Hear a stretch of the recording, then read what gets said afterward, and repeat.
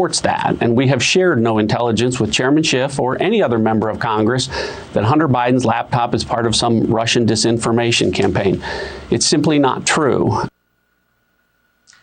And that was the truth in October 2020. It was former Director of National Intelligence John Ratcliffe setting the record straight with me on the legitimacy of Hunter Biden's laptop on Mornings with Maria back in October of 2020.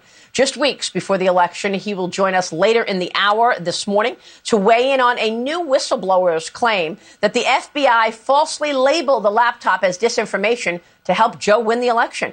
And we're back with Miranda Devine and Charlie Kirk. And Miranda, we saw all of the spies who lied, and the Post put it on the cover right in the face of what John Ratcliffe was telling us. He told the truth, and 50 others were signing their name to this disinformation note. Your reaction as we see this text from James Gilliar saying, I don't see how this would work for them. Your thoughts on what we saw there with the 50 intelligence agents lying. What can you tell us now?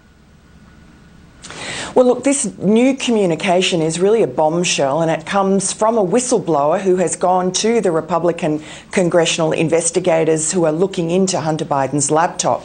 And it's from James Gilliar, former Special Forces from in the UK, links to the UK intelligence. He's heard here talking to another of Hunter's associates about the New York Post story, which had just come out that day in October 2020, blowing the first story that we had on the laptop. And they're panicked, they're discussing it. What are the implications? Is Joe Biden, Hunter Biden, Joe's campaign, going to throw us under the bus? And James Gilliar responds basically with scenarios saying, no, the big guy is not going to throw us under the bus effectively. He refers to Joe Biden as the big guy. So this is just the sort of clinching moment that we needed to say, corroborate what Tony Bobulinski has already told us, which is that, yes, Joe Biden is the big guy who was in the laptop receiving 10% of one of the biggest deals that Hunter Biden and his uncle Jim Biden did with the Chinese. It's just unbelievable. Charlie, the FBI, meanwhile, just warned us that China is trying to influence our elections. Obviously, they got their guy in there in 2020 and buying up land near U.S. military bases, critical infrastructure. Right. You're concerned about the Confucius Institute centers on college campuses across the country. And we just heard from John Barrasso, one of the reasons he believes some of his colleagues voted for the CHIPS Pact is because those liberal universities are getting a ton of money. Yes. And they want to continue getting that money, and it's coming from the CCP. It's a massive handout to higher education, a broken cartel. I talk about part of that in my book, The College Scam. But Maria, you hit on something so important, which is the Chinese infiltration is everywhere. It's our farmland, it's our universities, it's in our sports, it's in Hollywood, it's in our banking system. I mean, just one example, you have the Chinese Communist Party finalizing a land transaction in North Dakota, right near Grand Forks Air Force Base, that even Democrats and national intelligence saying this is not a good idea.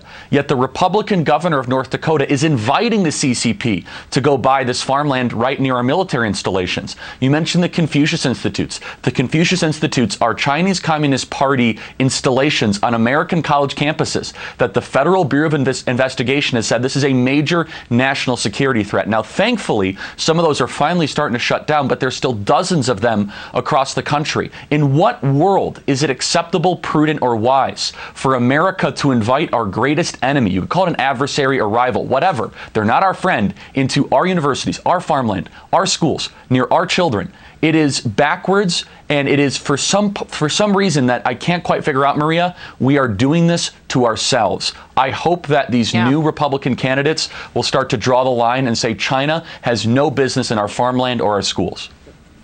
Well, under the Trump administration, we were seeing a consistent string of indictments for the surveillance and for the intellectual property theft. But, of course, Joe Biden canceled the China initiative, Miranda. And now we see that the agencies, how many times can Christopher Wray tell us that China is the biggest threat and then do nothing about it? What's wrong with the FBI? We're going to talk with John Ratcliffe coming up as we are following this and have been for a long time. The FBI does not seem to be working for the American people, Miranda. I know you're working on a piece this week about this. No, it doesn't. And look, there's just been a string of failures and scandals with the FBI. Ruby Rich, the gymnastics NASA, the Russia hoax, now Hunter Biden, and there's never any accountability. And Christopher Wray is showing up on Thursday in front of the Oversight Committee to be grilled. He always has a smirk on his face.